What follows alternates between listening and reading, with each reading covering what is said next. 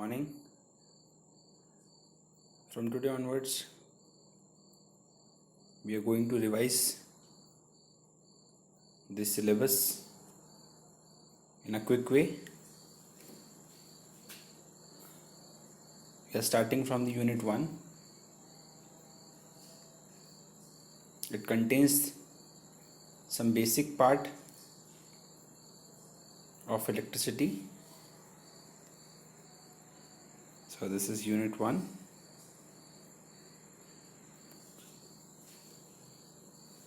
First of all, we'll have to deal with the some important terms and definitions जो हमने पहले भी 12th class में पढ़ा है, such as electricity. The definition of electricity is not new to you. Energy which constitutes the flow of electrons in a closed circuit is called electricity. यहाँ पर दो चीज़ें इस डेफिनेशन में इम्पॉर्टेंट हैं. The one is electrons and another is close circuit. That you have to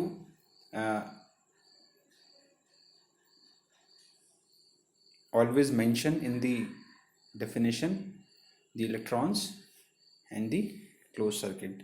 The energy which constitutes the flow of electrons in a closed circuit is called electricity. The second definition, electric potential. The capacity of a charged body to do work is called electric potential.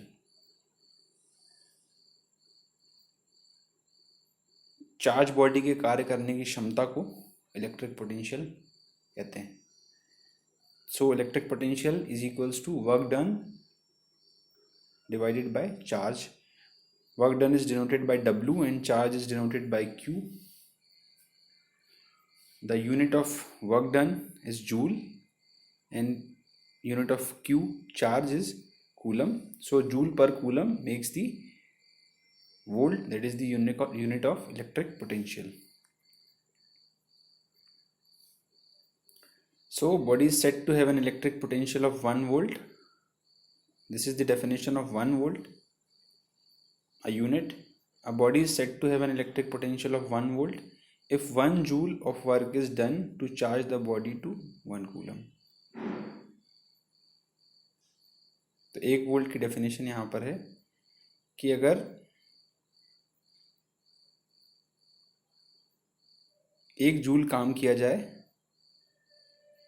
1 coulomb charge करने के लिए किसी body को, तो वो कहलाता है 1 volt. The next definition is potential difference. Difference in the electric potential of the two charged bodies is called potential difference. तो दो चार्ज बॉडीज हैं और अगर उनमें डिफरेंस है इलेक्ट्रिक पोटेंशियल में तो कहलाता है ये पोटेंशियल डिफरेंस. इसको बहुत आसानी से इलेक्ट्रॉनिक थ्योरी में जो हम केमिस्ट्री में पढ़ते हैं समझ सकते हैं. किसी के पास कम चार्ज हैं, किसी के पास ज़्यादा चार्ज हैं, तो those two bodies are on the difference in their electric potential.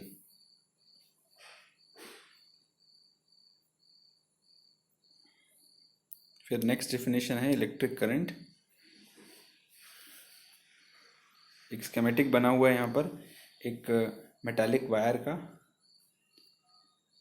जिसके अंदर जो इलेक्ट्रॉन्स हैं वो रैंडम फैशन में अरेंज्ड हैं इन ओपन मैनर.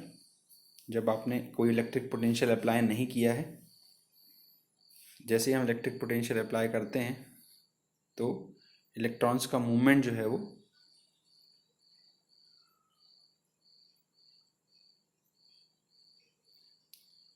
माइनस से प्लस यानी कि हायर पोटेंशियल से लोअर पोटेंशियल की तरफ हो जाता है.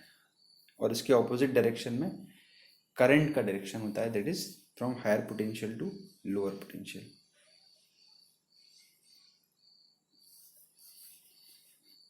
सो you will define current here. Therefore flow of electron in an electric circuit is called current. तो किसी भी इलेक्ट्रिक सर्किट में फ्लो ऑफ इलेक्ट्रॉन्स को ही करंट कहते हैं. The magnitude of flow of current at any section of the conductor is the rate of flow of electrons that is charge flowing per second. Current को ऐसे भी define किया जा सकता है, charge flowing per second. Charge की unit coulomb यानी Q, और सेकेंड को टी टाइम से डिनोट करते हैं, तो coulomb per second is Q by T is equals to I. तो करंट को ऐसे भी आसानी से डिफाइन किया जा सकता है कि charge flowing per second is called current in an electrical circuit, and the unit of current is ampere. A wire is said to carry of 1 ampere when charge flows through it at the rate of 1 coulomb per second.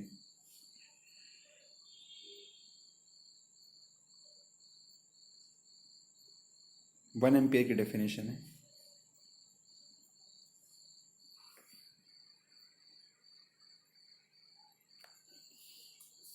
This is important term, resistance.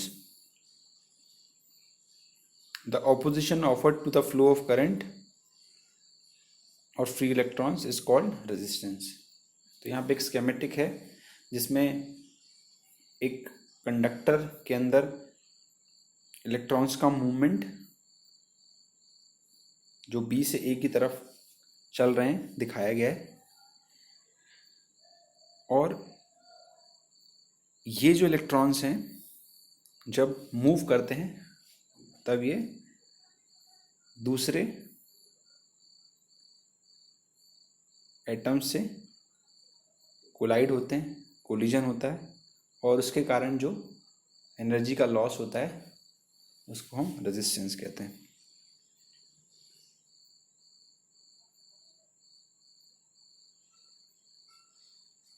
So the opposition offered to the flow of current is called resistance. तो इसके उनके रास्ते में जो already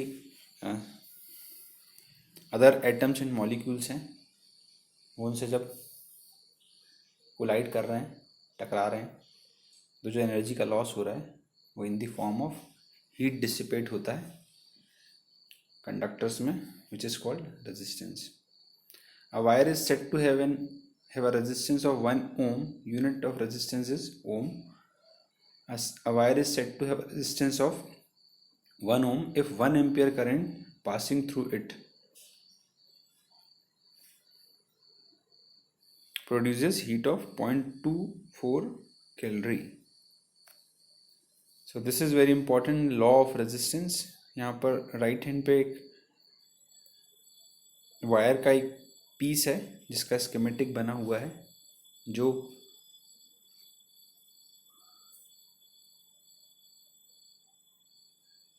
जिसमें आपको एक length भी दिख रही होगी, एरिया भी दिख रहा होगा।